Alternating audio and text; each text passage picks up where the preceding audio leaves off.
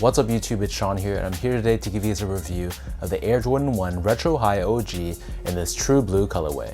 So this is a brand new colorway of the Air Jordan 1 High silhouette, which dropped back on January 14th. The retail price for this shoe is $180 US or 235 Canadian dollars, and the official colorway for this shoe is true blue, white, and cement gray.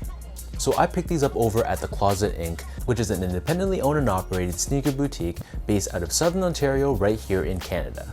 So if you guys haven't heard about The Closet Inc. before, I'll add their social media, their website, all that good stuff down below, so be sure to check them out and support the independent shops. So here's a quick look at the box that these come with. So this comes in obviously a blue-based cardboard box, which has a similar box styling to any other Air Jordan 1 High. So we have Nike branding on the top, along with the sides of the box. And even though it's a pretty small thing, I really appreciate Nike giving us special colored boxes that match the colors of the shoes. So as for the sneaker itself, so this is your Air Jordan 1 High silhouette, and this year being the 35th anniversary of the Air Jordan 3, it makes sense why they're trying to pay homage to some of those OG colorways like the True Blue 3s. So diving into the details of this pair, you can see that this is covered in this smooth white leather, and just like any other Air Jordan 1, we have this perforated finish on the top of the toe box. Surrounding the front toe cap, we have a true blue colored leather, and I really like the sleekness and the tapered look of this toe box. Moving downwards, you'll see we have that same blue leather, which covers the eye stays of the shoe, and then beneath this on the mid panel, we have more of that smooth white leather, and then overlaid on top of this, we have a blue leather swoosh. Covering the side flaps or wings of the shoe, we have a gray colored nubuck, which honestly felt pretty decent to the touch. And then pressed onto the lateral side only, we have the Air Jordan Wings logo, which is also done in blue once again. Surrounding the top portion of the ankle collar area, we have more of that white colored leather, and then wrapping on the bottom of the heel, once again we have an overlay of gray colored nubuck. As far as the laces go, so these come with two different lace options. The standard or default lace are flat style lace in blue, but they also give you a secondary pair of white colored laces if you want to give this shoe a little bit more of a subtle look. Personally, I like the look of the blue laces, I like the contrast that it gives against the white tongue, so that's what I'm going to stick with. So underneath the laces we have your traditional nylon tongue, and on the very top we have this blue tag with Nike Air branding. The interior of the shoe is lightly padded, and it's covered in a blue colored nylon which feels very silky smooth to the touch. And as far as the insoles go, so these come with a polyurethane insole, and just like any other Air Jordan 1, we have Nike Air branding stamped on the heel. So the upper of the Jordan 1 sits atop this solid rubber cup sole which is painted in white. Encased within the midsole but not visible to the eye, there is Nike Air technology for cushioning, and then turning this pair over to the bottom, here we have your traditional Air Jordan 1 outsole. So this is entirely done in this cement gray colored rubber. We have that same circular pivot point on the forefoot, along with Nike branding right in the center. So that breaks down the look and the construction of this pair. For those wondering about sizing, to me these fit like any other Air Jordan 1 High, so I'd recommend for most people to stick true to size. I know some people with narrow feet prefer to go a half size down in the Air Jordan 1, but basically whatever size you normally wear, I'd stick with that same size for this pair because they fit pretty much like any other colorway.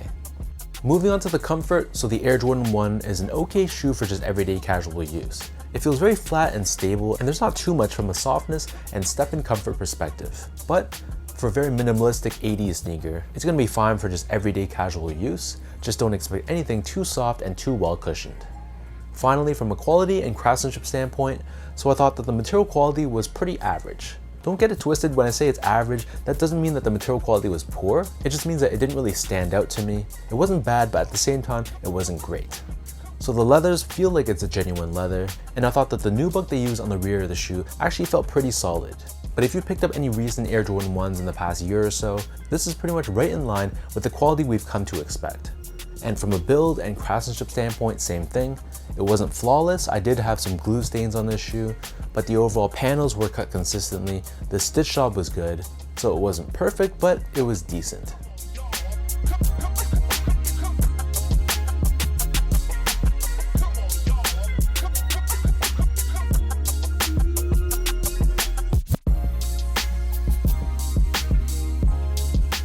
So with all that out of the way now, let's toss these on feet. I'll lace them up and I'll show you guys how these look.